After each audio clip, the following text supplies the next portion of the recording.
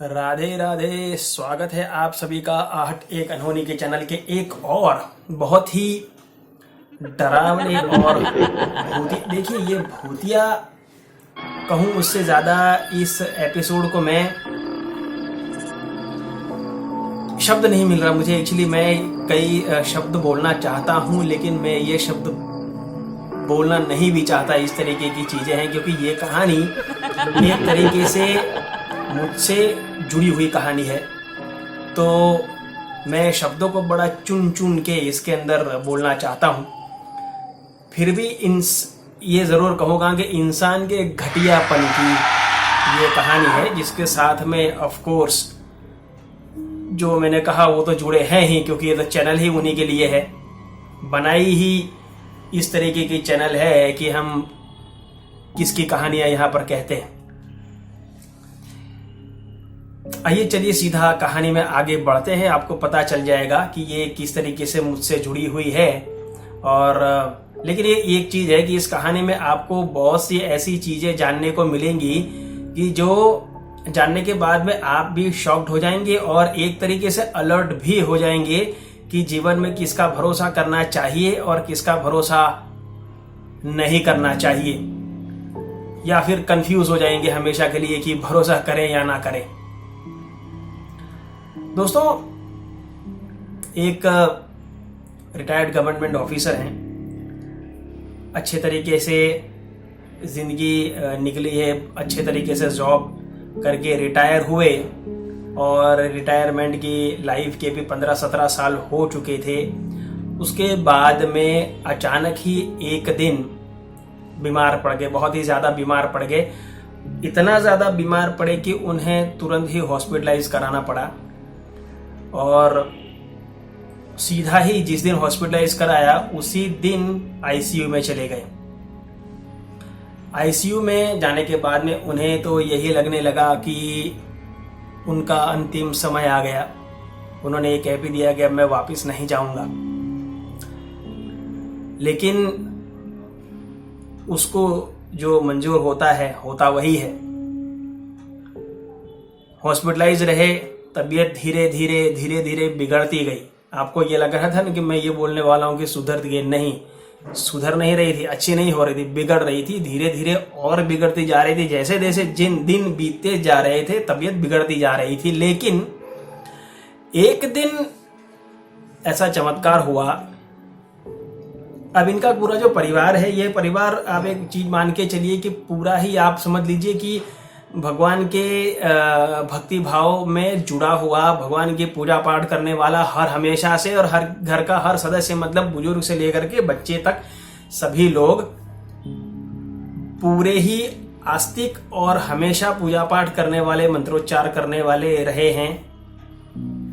और एक दिन ऐसे ही उसमें जब पिताजी की तबीयत बहुत ज्यादा खराब हुई, तब बड़ा बेटा मंदिर गया। मंदिर में भगवती के चरणों का प्रसाद लेकर के आए हैं। हॉस्पिटल में ही डॉक्टरों से चुरा करके वो प्रसाद उन्हें खिला दिया है और उनके तकिए के नीचे जो पंडित जी ने दिया था वो रखा। और आप कहेंगे चमत्कारिक तौर पर, लेकिन मैं चमत्कार नहीं कहूँगा क्योंकि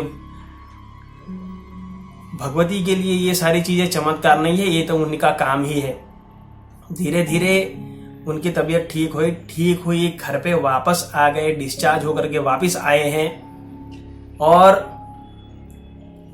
घर में जब रहने लगे तब वो इंसान कि जो जीवन में कभी नहीं डरा, कई सालों तक जो अकेले रहे हैं और ऐसी ऐसी जगह पर रहे थे जहां पर वास्तव में जो कह सकते हैं कि ऊपरी हवा उनका सीधा सीधा उस जगह पर रहना था, ऐसी जगह पे भी वो जो अकेले रहे थे, यही जो रिटायर्ड ऑफिसर की बात कर रहा हूं, वो जब अपने घर पे आए हैं तो अपने ही कमरे में, अपने ही खाट में बैठे बैठे डरने लगे। रात को चिल्लाते और बोलते कि ये मुझे मार डालेगी, ये मुझे मार डालेगी। वो इंसान जो कभी नहीं डरा, ऐसी शक्तियों को देख करके वो आज डरने लगा। इतना ज्यादा डरने लगा कि उनकी हालत बिगड़ने लगी, वापिस से तबीयत खराब होने लगी। और ऐसी कंडीशन लगातार 8-9 महीना चली। घर के सारे सदस्य बहुत ही ज़्यादा परेशान हो गए कि किया जाए तो क्या किया जाए।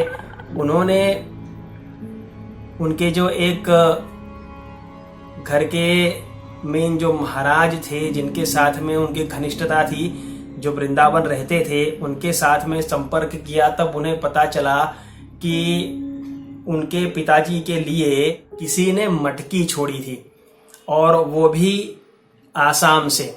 अब आप समझ सकते हैं कि आसाम एक तंत्र विद्या का बहुत बड़ा गढ़ है। वहां जाकर के किसी ने मटकी छोड़ने का मतलब मैं किसी दिन बताऊंगा, अगर आपको नहीं पता है तो। यह बहुत ही डेंजरस तांत्रिक क्रिया होती है, जिसमें सामने वाले का बच पाना नामुमकिन ही होता है, जिसके लिए ये मटकी छोड़ी जाती है। और वैसा ही हुआ। जो ये ऑफिसर थे, ये वापस से बीमार हुए, इतने ज़्यादा बीमार हुए कि फिर से उनको तुरंत के तुरंत हॉस्पिटल लेके जाना पड़ा। हॉस्पिटल ले जाने के बाद में डॉक्टर ने डिक्लेयर कर दिया कि ये अब नहीं रहे। दोस्तों, जब ये डॉक्टर ने कहा कि नहीं रहे, तब यहाँ पे घर पे उनके छोटे लड़के की बहू ने, जो माताजी में बहुत मानती थी, उन्होंने दिया किया और दिया बुझ नहीं रहा था। लड़के ने फ़ोन किया कि डॉक्टर ने कहा कि ऐसा हो गया है। तो उसने कहा कि ऐसा हो ही नहीं सकता, मैंने दिया किया है और ये गलत चीज़ है। तभी डॉक्टरों ने ऐसा कहा कि हम लास्ट चांस के तौर पर उन्हें जो हार्ट में जो इलेक्ट्रिक शॉक दे करके जो देते हैं, उस तरीके से डॉक्टर ने किया। और वास्तव में पहले ही इलेक्ट्रिक झटके में उनकी नब्ज शुरू हो गई, उनका हार्ट बीट करने लगा। वो वापिस, मतलब उनको जब वो झटका लगा तो चिल्लाए जोर से, और वो दोस्तों जिंदा हो गए।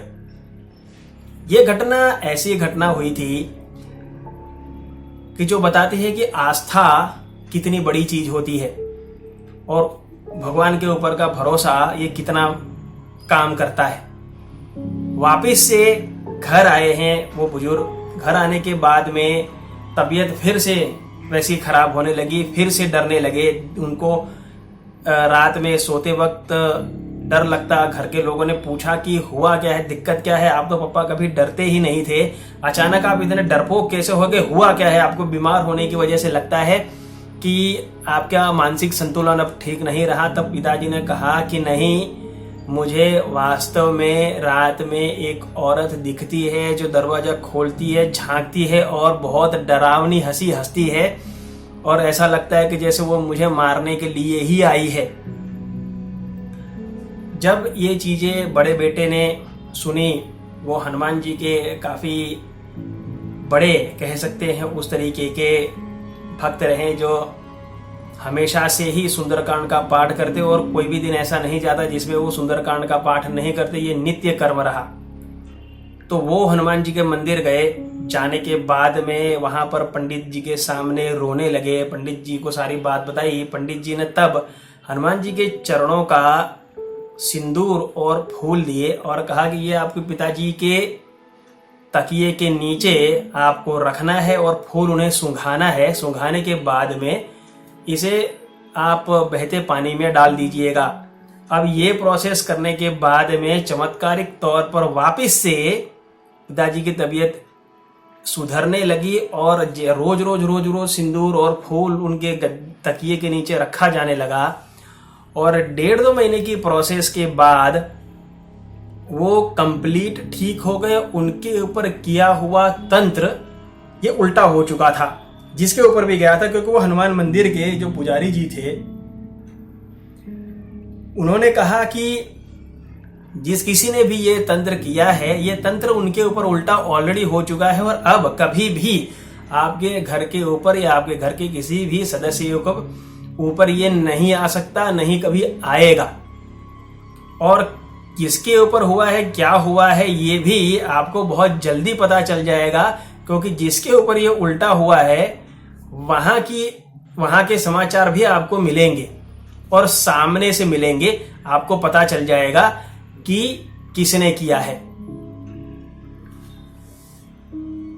किसने किया, क्या किया और ये कितना भयानक था, किस तरीके से किया गया, ये मैं आपको अगले भाग में बताऊंगा।